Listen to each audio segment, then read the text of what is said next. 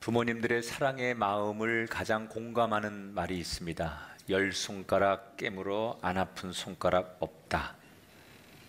자녀를 향한 부모들의 애틋한 사랑의 마음을 표현한 단어입니다.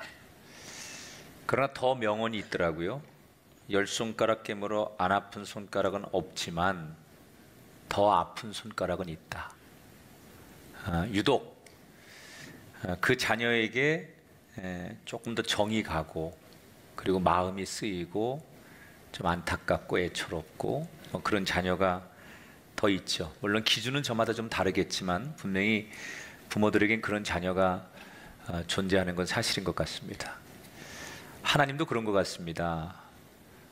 모든 사람, 모든 피조물을 하나님이 사랑하시지만 성경에 보면 왠지 더 마음이 가고 눈길이 가고, 그래서 조금 더 밟히는 성도가 있는 것 같아요. 쭉 성경을 보면 그 시대마다 하나님이 유독 더 그 사람에게 마음과 시선이 머무는 성도들이 있었던 것 같아요. 여러 인물들 가운데 오늘 우리가 살펴볼 노아라고 하는 사람도 대표적인 사람이죠. 몇 주 동안 노아에 대한 설교를 계속할 건데, 인류가 홍수로 심판을 받는 가운데서도 유일하게 하나님의 보호 아래 살아남고 그의 가족이 구원을 받는 노아. 노아는 어떻게 모두가 심판을 받는 그 가운데 하나님의 보호 속에 구원받을 수 있었을까? 지금 우리가 창세기를 쭉 1장부터 오면서 하나님이 인류를 창조하시고 아담을 지으신 다음에 그가 범죄함으로 에덴 동산을 쫓겨나면서 가인과 아벨로부터 이 세상의 문화가 완전히 바뀌게 됩니다. 가인이 동생 아벨을 죽인 다음에 집을 떠나면서 선언하죠. 나는 하나님 없이 살겠다. 그래서 하나님을 대적하고 자기의 힘으로, 사람의 힘으로 문화와 문명과 도시를 만들면서 세력을 키워갑니다. 그러나 아담이 회개하고 아벨이 없는 대신 셋을 얻어서 그 셋의 자손들을 통해서 그래도 하나님의 언약의 백성임을 잊지 않고 살아가려고 몸부림을 치죠. 그래서 어찌 보면 지구상에는 가인의 자손들과 아담 이후의 셋의 자손들로 양분되어서 살아갑니다. 그리고 오늘 창세기 6장에 오면 아담으로부터 시작한 인류가 9대 노아 장손까지 오면서 세월이 1500년이 지나요. 급격하게 인구가 늘죠. 아마도 인류 역사에 가장 인구가 많이 늘어난 시기 중에 하나일 거예요. 엄청나게 인구가 늘어갑니다. 물론 그동안에도 가인의 후손들을 통해서 하나님이 싫어하시고 하나님이 원하지 않는 많은 죄악들이 있었지만, 하나님은 그래도 셋의 자손들이 하나님 앞에 예배하고 하나님을 의지했기에 그들을 바라보며 죄 많은 세상에 대해서 인내하고, 그들 때문에 하나님이 이 세상을 그래도 심판하지 않고 견디시는 거예요. 그런데 노아 시대에 오면서 걷잡을 수 없이 죄가 만연해지게 됩니다. 여러 가지 죄악 가운데 하나님께서 더 이상은 안 되겠다, 그리고 결심하시게 된 대표적인 몇 가지를 오늘 성경에서 소개합니다. 첫째는 이제 인구가 급속도로 늘어나면서 여러 사람들이 생기면서 특별히 하나님의 마음은 예배하고 하나님의 백성으로 사는 이 사람들에 대한 관심이에요. 근데 이 사람들이 어느덧 이 세속적인 가인의 자손들의 삶을 보고 부러워하면서 자꾸 영향을 받기 시작해요. 그래서 예배 드리는 것이 이제는 의무적이고 신앙생활이 귀찮아지고 불편해지면서 자꾸 세속적인 삶을 사는 가인의 후손들과 어울리는 거예요. 그러다 보니까 하나님을 잊고 사는 게 익숙한 거예요. 여러분, 사람은 편안해지면 그게 익숙해지는 거거든요. 늘 예배드리고 말씀 보고 기도하다가 어느 날 그걸 안 하면 안 하는 게 익숙한 거예요. 그래서 사람들이 점점 그 하나님 앞에 거룩하게 살던 삶들이 자꾸 세속적으로 물들면서 이젠 하나님을 잊고 사는 게 너무 당연해지는 거예요. 이게 이제 첫째, 하나님이 이 세상을 심각하게 보시게 된 이유예요. 세상은 그렇다 치고 하나님을 예배하는 셋의 자녀들이 하나님의 기대였고 희망이었는데 그들까지 무너지니까 더 이상 이 세상에 대한 희망이 사라지는 거예요. 오늘 성경에 보니까 그 아담의 후손들 가운데 셋의 후손들이 가인의 후손들과 결혼을 해요. 근데 이게 왜 문제냐? 이미 가인의 후손들은 자기들만의 문명과 도시와 세속적인 세상을 만들면서 이미 성경에 언급됐듯이 일부 다처제라든지 동성애 이런 게 판을 치고 있었거든요. 그러니까 셋의 후손들이 그런 사람들과 결혼을 하고 그런 사람들과 어울린다는 것은 그런 것을 아무렇지도 않게 받아들인다는 거죠. 자, 그러니까 믿음을 지켰던 아담 이후에 쭉 믿음을 지켰던 그들의 그 신앙이 한순간에 와르르 무너지는 거예요. 4절에 보니까 하나님의 아들들이 사람의 딸들에게로 들어와 자식을 낳았으니 그들은 용사라 고대의 명성이 있는 사람들이었더라. 또 심각하게 본 죄악 중에 하나가 뭐냐면 그 당시에 사람들은 어떤 사람을 제일 영웅으로 생각하고 부러워하느냐? 네피림이라고 해서, 네피림이라는 말은 거인이라는 뜻이에요. 그러니까 고대 사회에서 왜 우리 무슨 그 칼 잘 쓰고 힘센 사람을 사람들이 영웅으로 생각하듯 이 시대는 사람 많이 죽이고 힘으로 상대를 제압하고 폭력으로 전쟁으로 자기들의 힘을 과시하는 사람이 영웅이고 승자고 그런 것들이 완전히 만연해졌다는 거예요. 여러분 생각해 보세요. 세상이 남을 죽여서 그 사람이 영웅이 되고 살인을 밥 먹듯이 하는 사람을 박수받고 그런 사람을 이 꼭대기에 가장 부러워하는 자리에 세우는 세상이 정상이겠습니까? 그런데 그걸 너무나 당연하게 생각하는 시대.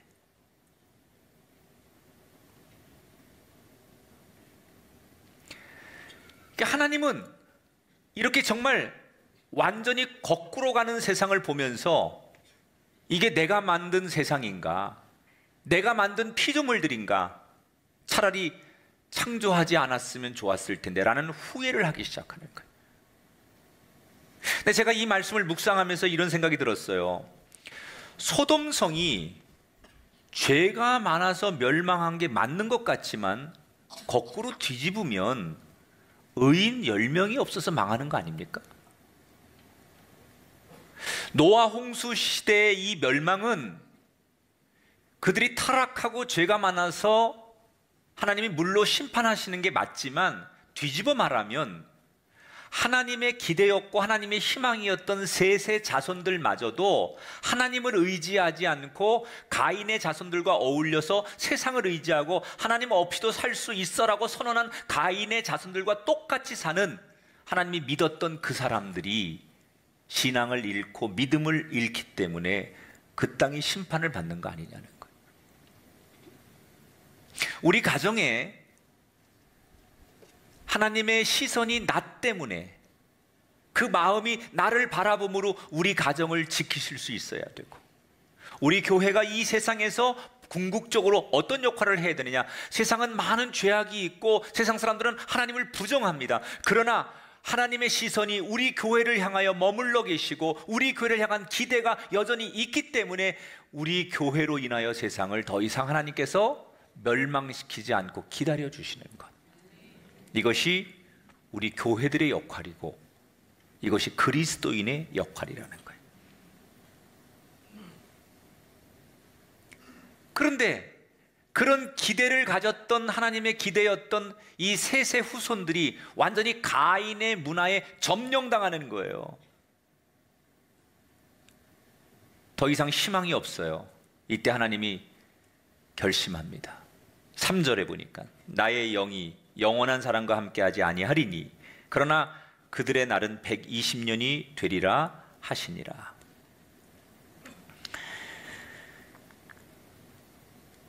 심판하기로 결심하셨다는 거예요. 그런데 여기 흥미로운 표현 하나가 나와요. 그러나 그들의 날은 120년이 되리라 하시니라.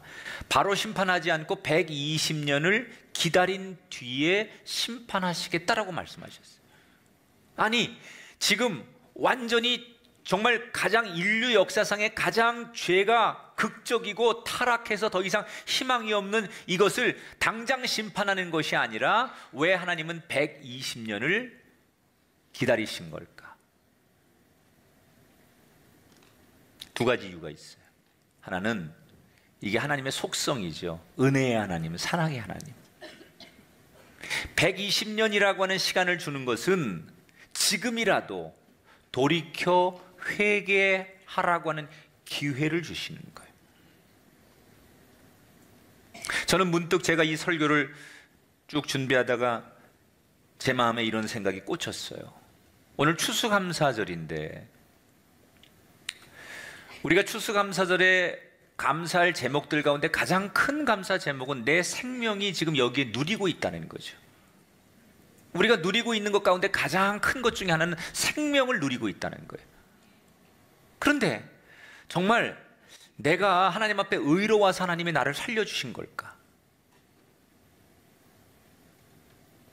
저와 여러분이 하나님 앞에 정말 우리가 의롭고 세상 사람에 비해서 거룩하기 때문에 하나님이 우리의 생명을 1년 동안 연장하시고 우리의 생명을 누리도록 하신 걸까? 제가 문득 그거에 대해서 아니라는 생각이 들었어요. 내가 의로워서가 아니라 참 부끄럽지만 나 같은 사람을 하나님께서 생명을 주시고 살리신 이유는 마치 노아 시대에 120년 동안의 기회를 주시는 것처럼 내가 꼭 잘하고 의로워서가 아니라 나 자신을 돌아보며 회개하고 잘 해보라라고 하는 기회를 주시기 때문에, 그것이 하나님의 은총이기 때문에 내가 살아있구나. 우리가 오늘 아무 일 없이 여기 존재하는 것은 내가 의롭고 잘해서가 아니라 어쩌면 하나님 앞에 우리가 심판받아 마땅한 사람이지만 하나님 우리에게 기회를 주시는 거예요. 그래서 오늘 추수감사절은 더 가슴 절절히 하나님 앞에 감사할 수밖에 없는 거예요. 또 하나, 하나님이 120년을 기다리신 이유가 있어요. 자꾸 그 죄가 많은 사람들, 다 타락한 사람들 가운데 하나님의 눈길과 마음이 가는 한 사람이 있었어요. 그가 노아였어요. 자꾸 노아가 신경이 쓰이는 거예요. 도대체 노아는 어떤 사람이었기에 하나님께 세상을 심판하기로 하셔놓고 그 노아 때문에 멈칫하게 한 사람이었을까? 노아를 표현하는 가장 대표적인 표현이 9절에 나와요. 같이 읽습니다. 노아는 의인이요 당대의 완전한 자라. 그는 하나님과 동행하였으며. 노아는 하나님 앞에 부끄럽지 않게 살고 싶어 했던 사람이에요. 정말 하나님 앞에 내 자신이 떳떳했으면 좋겠다. 그래서 무슨 일을 하든지 하나님 앞에 묻고 하나님이 원하시는 게 뭘까? 하나님이 기뻐하시는 게 뭘까? 그걸 기도한 다음에 응답 받은 뒤에 움직이는 삶의 철학을 가졌던 사람이 노아예요. 물론 이런 노아를 보면서 세상 사람들은 이해가 가지 않는 거예요.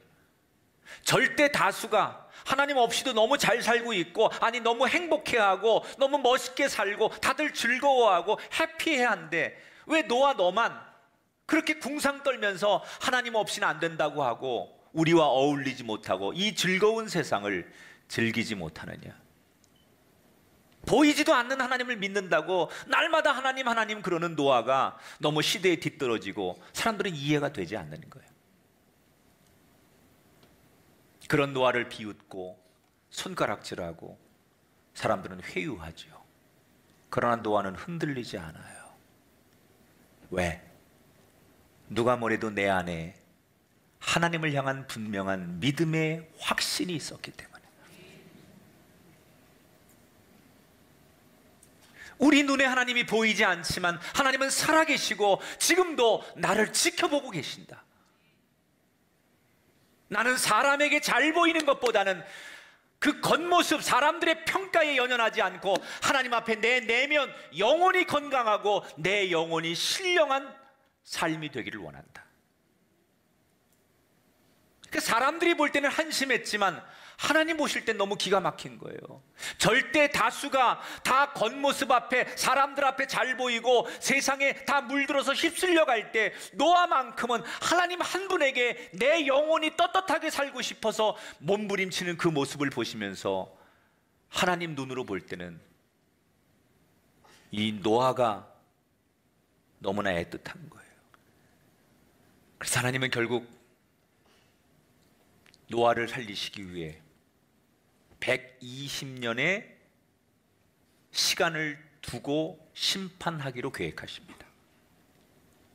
여러분, 그때 노아보다 힘세고 노아보다 멋지고 노아보다 똑똑하고 더 매력적인 사람이 세상에 얼마나 많았겠습니까? 그런데 왜 하나님은 유독 그 볼품없는 노아를 사랑하셨고 노아를 구원하셨고 노아를 통해서 인류의 구원의 역사를 써가셨을까요?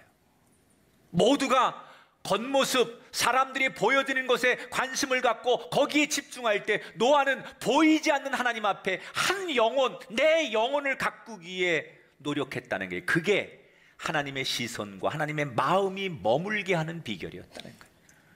오늘 우리는 하나님이 나를 어떻게 보실까를 다시 한번 되돌아보면서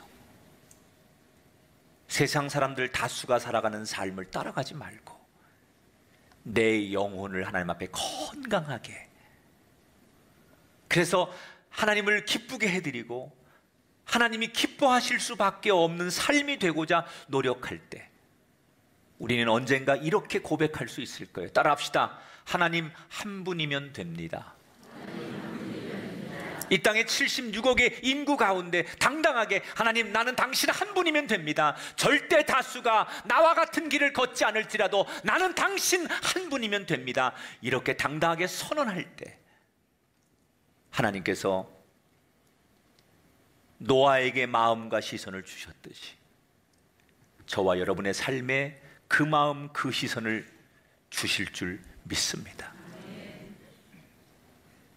이런 이유에서 하나님께서 노아를 건지시기로 결정하고 어느 날 작정하신 그 계획을 노아에게 하나님이 다 말씀하는 거예요. 앞으로 120년 뒤에 홍수로 세상을 심판할 텐데 너는 그 사이에 방주를 만들어라. 그러면서 하나님이 직접 방주를 만들 소재는 고페르라고 하는 나무를 가지고 배를 만들고, 길이는 135m, 너비는 23m, 높이는 14m. 그래서 그 안에 3층의 구조로 만들고 방은 몇 개 만들고 창문은 저 위에다가 하나만 조그맣게 만들어서 통풍이 되게 하고 안에서 바깥으로 쉽게 나올 수 없도록 그런 구조로 만들어라. 그리고 역청, 아스팔트를 발라서 완전히 방수를 철저하게 하게 하고 그 안에다가 먹을 것과 이 땅에 있는 동물의 암수 한 쌍씩을 다 집어넣고 이렇게 아주 구체적으로 하나님께서 이 방주를 짓는 것에 대해서 관여를 하십니다. 그냥 노아에게 네가 방주 져라 이렇게 맡기신 게 아니에요. 하나님이 직접 개입하세요. 지금으로 말하면 설계도를 그려주는 거예요. 소재는 뭘 가지고 짓고 짓는 규모는 어떻게 하고 그 안에 구조는 어떻게 하고 인테리어는 어떻게 하고 이걸 다 주시는 거예요, 하나님께서. 여러분, 그 당시 인류가 창조된 이후에 1500년이 지나면서 문헌에 보면 인간은 철을 가지고 날카로운 무기도 만들고 성을 쌓고 이미 인류 역사에 음악이라는 것이 등장해서 음악을 가지고 사람들이 유흥을 즐길 만큼의 여러 가지 굉장히 문명이 발달합니다. 그러니까 사람들의 힘을 가지고 큰 배를 지을 수 있는 건 사실이었지만 개인적으로 노아가 수십 톤 되는 이런 큰 바지선 같은 배를 만들 만한 기술이 있었을까? 저는 그게 없었다고 봐요. 근데 그게 가능했던 것은 하나님께서 개입해 주신 거예요. 그때마다 어떻게 만들어라, 이건 이렇게 하는 거다 라고 하나님께서 개입하시고 지혜를 주고 도와주셨기 때문에 그 일이 가능할 수 있었다는 거예요. 그런데 이 노아가 지은 방주의 특징이 있습니다. 네모 반듯하게 이렇게 만들었는데 가장 중요한 특징은 이 배가 움직이는 동력, 노라든지 키 이런 게 없어요. 이 배가 어디로 갈지, 목적지를 어디로 정해야 될지 나침반도 없어요. 하나님이 그건 말씀하지 않았어요. 노를 저어라, 어디로 가라, 뭐 어디로 가기 위해서 방향을 정하기 위해서 나침반을 가져오더라, 이런 게 하나도 없어요.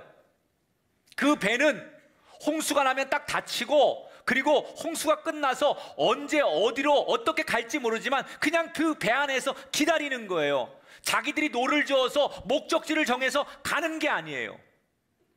마치 모세 어머니가, 모세가 태어났을 때 3개월 된 남자아이를 더 이상 키울 수 없으니까 갈대 상자에다가 역청을 발라가지고 강물에 띄어보내는 거예요. 이게 바로의 공주의 손에 갈 거라고 엄마는 알지 못했어요. 한없이 어떻게 될지 몰라요. 가다가 물에 빠져 죽을지, 누구에게 고기밥이 될지 아무것도 알지 못해요. 그러나 하나님을 믿고 그분께 맡기고 하나님의 인도하심 따라 이끄시는 대로 그것을 맡기고 보내는 거예요. 노아의 방주가 바로 그런 거 아닙니까? 내가 노를 젓는 게 아니에요. 내가 인생의 방향을 정하고 내가 목적지를 정하는 게 아니에요. 그분을 신뢰하고 그분을 의지하고 그분이 주시는 결과를 잠잠히 기다리는 거예요. 여러분, 우리 인생이 그렇지 않습니까? 그 배가 이제 홍수가 시작될 때 얼마나 많이 비바람으로 흔들리고 세상 모든 게 멸망하면서 그 배가 여기저기 얼마나 떠다니면서 수없이 부딪히고 수없이 넘어질 것 같고 수없는 위기가, 수없는 불안이 그 안에 있었겠어요. 그러나 기다리는 거예요. 이 배를 가지고 어디를 향해 어떻게 우리가 가보자고 노를 젓는 게 아니라 선하신 하나님 앞에 이 배의 운명을 맡기는 겁니다. 때때로 우리가 살면서 병들고 지치고 상하고 실패하고 답답하고 두려움을 느낄 때가 많습니다. 우리의 인생, 우리의 가정, 우리의 삶의 터전이 뜻대로 되지 않을 때가 많습니다. 그때마다 내가 살고자 노를 짓는 인생이 아니라 하나님 그분의 선하심 앞에 나를 맡기는 거예요. 그분이 인도하시는 대로, 그분이 이끄는 대로 그분 앞에 나를 온전히 드려서 내가 어디로 가든지 결국 그분이 뜻하시는 대로 가면 거기가 소망의 포구고 거기가 생명의 포구고 거기가 안식의 포구가 되는 거예요. 우리는 조금 불안하면 내가 노를 저으려고 하죠. 우리는 좀 힘들면 내가 방향을 정하고 내가 목표를 정하고 내가 목적을 정하려고 해요. 노아의 방주는 자기들의 힘으로 노를 젓는 게 아니에요. 모세가 흘러 떠내려가는 갈대 상자는 자기의 의지를 가지고 가는 게 아니에요.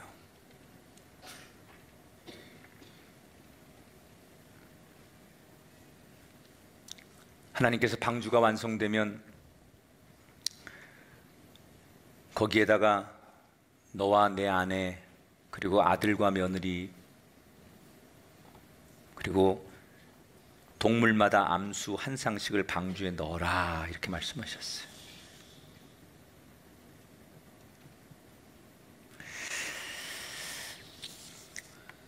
수만 가지가 넘는 동물 암수 한 쌍씩이 들어와요, 방주 안으로. 근데 그걸 어떻게 다 노아가 모았을까? 그거 뭐 사냥 다녔을까? 아마 이랬을 거예요. 여러분, 이 지구상에는 자연의 재해가 일어나기 전에 동물들이 가장 먼저 알죠. 그래서 막 새떼들이 또는 뭐 이렇게 무슨 뭐 개미떼들이 아니면 뭐 이렇게 아주 민감한 동물들이 지진이 일어나기 전에, 해일이 일어나기 전에 먼저 알잖아요. 그래서 막 그런 자연의 징조가 있잖아요. 그러니까 방주가 완성되고 하나님께서 동물들에게 어떤 그런 사인을 줬어요. 그때 암수 한 쌍들이 막 알아서 동시에 막 방주 안으로 다 몰려드는 거죠. 하나님이 그렇게 하셨겠죠. 그렇게 해서 그 수만 가지의 동물 암수 한 상이 방주 안으로 몰려들어서 탁탁탁탁탁 자기 구역에 들어가서 방주 안으로 들어가는 거예요. 근데 하나님께서 이런 이제 완벽하게 노아 방주를 지은 다음에 그 안에 어떤 양식을 얼만큼 준비하고 뭐 어떻게 생활해야 되고 구체적으로 그렇게 다 말씀을 하시고 하나님이 사라지십니다. 이때 노아가 하나님의 말씀을 듣고 확신에 거하지 못하고 잠깐 흔들려요. 왜 흔들리느냐? 노아가 두 가지 이유에서 하나님이 주신 말씀 앞에 머뭇거리게 되는데, 첫 번째는 하나님이 홍수로 세상을 심판한다는 이야기 때문이었어요. 아니 지금 아침이면 해가 탁 떠오르고 저녁이면 해가 지는데 어제도 일주일 전도 작년에도 똑같았어요. 그리고 오늘도 똑같아요. 분명히 내일도 똑같을 거예요. 세상은 여전히 아침이 되면 해가 뜨고 저녁이 되면 해가 지면서 아름다운 세상이, 멀쩡하게 세상이 잘 돌아가고 있는 거예요.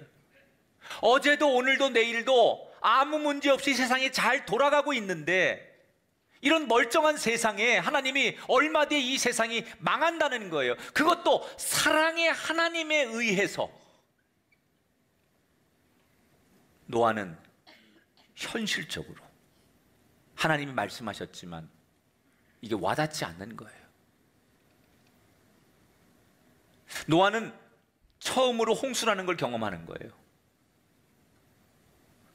그런 걸 경험해 보지 못했어요. 상상이 안 되는 거예요.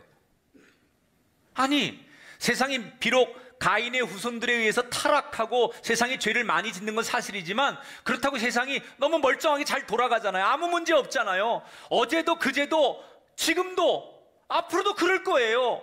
그렇게 믿고 있는 세상, 그렇게 바라보고 있는 세상이 갑자기 어느 날 모든 게 다 멸망한다고 하니까 그게 쉽게 와닿지 않는 거예요. 또 하나는 하나님이 하신 말씀 가운데 이해가 안 되는 게 있었어요. 방주가 완성되면 너 아들들과 며느리들을 방주 안에 태워라. 나중에 보면 노아를 비롯해서 8명의 식구가 방주 안에 들어가거든요. 근데 이때 하나님으로부터 이런 말씀을 들을 때 노아의 나이가 480살이에요. 근데 이때 노아는 불행하게도 자녀를 갖지 못했어요. 첫 번째 아들 셈을 얻은 나이가 502살입니다. 아니 지금 노아는 아직 첫 번째 아기도 없는데 하나님께서 뭐라고 말씀하시느냐? 120년 뒤에 홍수로 세상을 심판할 건데 그때 되면 네 아들들과 며느리들도 함께 태워라 그러셨거든요. 아니 아기도 없는데 무슨 아들들 며느리는 이게 뭐야? 너무 이게 완전히 현실하고 괴리가 있는 얘기를 하나님 하시는 거예요.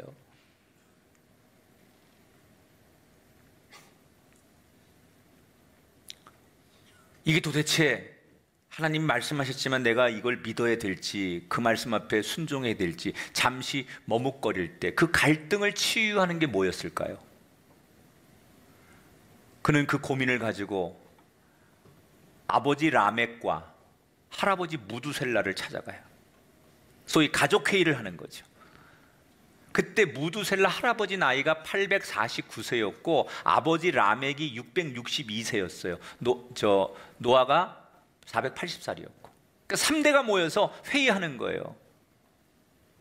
노아가 아니 지금 현실이 이런데 세상이 심판할 거라는데 이게 정말 가능한 얘기일까요? 또 하나님께서 이렇게 명령하셨는데 나는 아들도 없는데 아들들과 며느리까지 다 태우라는데 이게 앞으로 일어날 수 있는 일일까요? 현실적일까요? 뭐 이런 얘기를 가지고 자기는 너무 헷갈린다고 신앙적 갈등을 얘기할 때 그의 아버지 라멕과 할아버지 무두셀라가 뭐라고 했을까요?